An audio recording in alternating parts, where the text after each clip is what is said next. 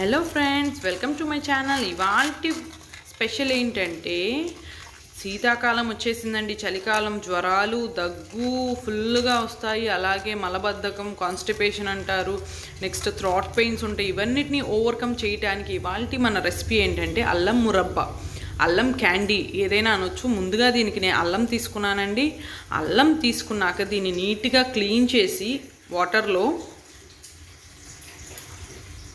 ఆ పైన తోలంతా పీల్ చేసేసుకోవాలండి. జనరల్గా పీల్ చేసేయటానికి పీలర్ వాడతారు. పీలర్ వాడకండి. పీలర్ వాడితే ఆ పైన లేయర్ మొత్తం పోతుంది. సో పీలర్ కాకుండా చాక్ కానీ లేదంటే ఒక స్పూన్ తీసుకొని చక్కగా రబ్ చేసేసుకుంటే సరిపోతుందండి.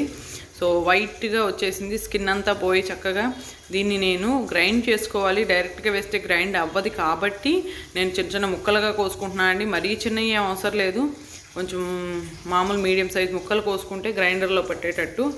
ఇవన్నీ మిక్సీ జార్లో తీసుకుంటానండి. సో నేను ఇక్కడ అరకప్పు అల్లం పేస్ట్కి చెప్తున్నానండి, అరకప్పు అల్లం పేస్ట్కి 1.5 కప్పు బెల్లం వాడుతున్నానండి.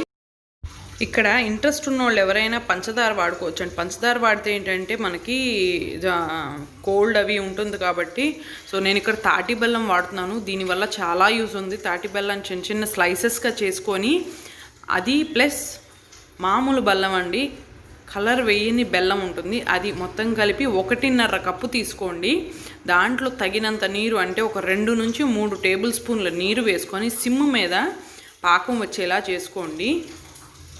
వీటి వల్ల యూస్ ఏంటి అని చాలామంది అనుకుంటారు. ఇట్లాంటి చిన్న చిన్న రెసిపీలు ఏంటి అంత స్పెషల్ అనుకుంటారు, కానీ వీటిలోనే చాలా హెల్తీ ఇష్యూస్ అన్నీ దాగున్నాయండి.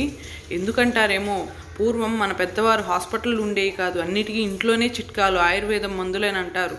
సో ఇట్లాంటివి ఇంట్లో చేస్తారు కాబట్టి మనం ఇప్పుడు కాఫ్సిల్స్ ఇవన్నీ విక్స్ వాడుతున్నాం కదండి, అవన్నీ ఏం లేదు, ఇదే వీటి నుంచే వస్తాయి మనకి. సో ఈ రెసిపీని చక్కగా ఫాలో అవ్వండి. సో నా పాకం మరిగిపోతుందండి చక్కగా. ఇందులో నేను ఇప్పుడు నా అల్లం పేస్ట్ వేసుకుంటున్నాను. అరకప్పు అల్లం పేస్ట్, అరకప్పే వేసుకుంటున్నాను అండి. అంతా కలిసేటట్టు మొత్తం కలుపుకోండి, ఎక్కడా ఉండలు లేకుండా చక్కగా మిశ్రమం అంతా ఆ పేస్ట్కి, ఆ మసాలా. నేను ఇక్కడ అల్లం ముందు వేపించలేదండి, ఎందుకంటే ఆల్రెడీ నా పాకంలో వేస్తే వేగుతూ ఉంటుంది కాబట్టి నేను ముందు వేపించలేదు. ఒకవేళ పచ్చివాసన నేను తినలేను ఘాటు అన్నవాళ్ళు మాత్రం ముందు వేపుకుంటే మంచిది. బాగా అడుగు అంటకుండా తిప్పుకుంటూ ఉండండి. పాకం దగ్గర పడ్డాక అడుగు మాడుతుంది. మీకు కావాలంటే ఇందులో కొంచెం ఆవు నెయ్యి వేసుకోవచ్చండి. నిమ్మకాయ పిండుదామండి. ఎందుకంటే విటమిన్ సి అంటే మెయిన్, మనకి విటమిన్ సి అంటే మనం ఎన్ని ట్యాబ్లెట్స్ వేసినా ఒక హాఫ్ బద్ద నిమ్మకాయ తీసుకుంటే చాలండి డైలీ. చిటికెడు ఉప్పు. ఇది ఇంకొకటి ఏంటంటే, ఈ రెసిపీ వచ్చేసి complete sugar recipe, candy recipe కాబట్టి ఒకవేళ షుగర్ వాళ్ళు తినకూడదండి, డయాబెటీస్ ఉన్నవాళ్ళు. సో వాళ్ళ కోసం నేను నెక్స్ట్ వీక్ ఇంకొక రెసిపీ తయారు చేస్తాను. అది వచ్చేసి సాల్ట్తో చేస్తాను. సో అల్లం షుగర్ ఒకవేళ ఉన్నవాళ్ళైతే ఇది తినకూడదు. ఒకవేళ బీపీ ఏదైనా ఉన్నవాళ్ళైతే ఇది చక్కగా తీసుకోవచ్చండి, ఎందుకంటే ఇందులో సాల్ట్ ఎక్కువేం వేయలేదు కాబట్టి. సో నార్మల్ హెల్త్ ఇష్యూస్ ఉన్నవాళ్ళు ఇది తీసుకోవచ్చు, ఎక్సెప్ట్ షుగర్ పేషెంట్స్. బాగా కలిసిపోయిందండి ఇక్కడ నాది మిశ్రమం వచ్చేసి. దీన్ని నేను ఒక బటర్ పేపర్లో కానీ లేదంటే ఒక ప్లేట్లో నెయ్యి రాసుకొని అడుగున చక్కగా ఈ మిశ్రమాన్ని ఆరబెట్టుకోండి. దించేసి చెక్కల్లాగైనా చేసుకోవచ్చు. నేను స్టవ్ ఆఫ్ చేసేసుకున్నానండి. నా దగ్గర బటర్ పేపర్ ఉంది, ఆ బటర్ పేపర్లో వేసేసుకుంటాను నేను.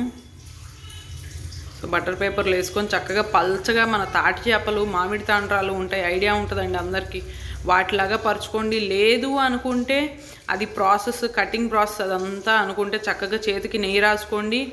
చల్లారాక, అంటే పాకం బాగా మరుగుతూ ఉంటుంది కాబట్టి, ఇప్పుడు చాలా హాట్గా ఉంటుంది కాబట్టి దీన్ని ఏం చేస్తా అంటే కొంచెం చల్లారాక, ఒక 10 నిమిషాల్లో చల్లారిపోతుంది. దాన్ని తీసుకొని ఉండల్లాగా చుట్టుకొని ఒక ప్లేట్లో కానీ, ఒక ఆరిపోయాక, కంప్లీట్గా ఆరిపోయాక ఒక గ్లాస్ జార్లో కానీ పెట్టేసుకొని స్టోర్ చేసుకోండి. ఇది ఒక 1 or 2 months ఉంటుంది. చిన్న అంటే కొంచెంతో క్వాంటిటీ చేసాం కాబట్టి మనకు ఎక్కువ రోజులు రాదు. ఎవ్రీడే ఒక చిన్న లడ్డు తీసుకొని తినండి, చక్కగా మీకు ఇదిగోండి నా చెక్క రెడీ అయిపోయింది. ఇట్లా ఉన్నప్పుడు మనం షేప్స్ కట్ చేసుకున్నా పర్వాలేదు, తాటి చేప మామిడి తాండ్ర అట్లా ఉంటుంది. లేదు అంటే చిన్న చిన్న ఉండలు, మాకేంటంటే లాలీపాప్స్లా పిల్లలకి చాలా ఇష్టంగా తింటారు. లాలీపాప్స్లా చేస్తే ఇట్లా లాలీపాప్స్లా చక్కగా చేసేసి పుల్లగుచ్చేసి ఇచ్చేస్తే, సో నేను ఒక ప్లేట్లో అన్నీ చక్కగా ఉండలు చుట్టుకొని పెట్టుకున్నానండి. ఇది నా అల్లం క్యాండీ అని వచ్చండి, లేదంటే అల్లం మురబ్బా అని, లేదంటే అల్లం చిక్కీ అని కూడా అంటారండి. సో మన అల్లం మురబ్బా రెడీ అయిపోయింది. ఈ వీడియో కనుక మీకు నచ్చినట్లయితే లైక్ చేయండి, షేర్ చేయండి, సబ్స్క్రైబ్ చేయటం మాత్రం మర్చిపోమాకండి. Thank you.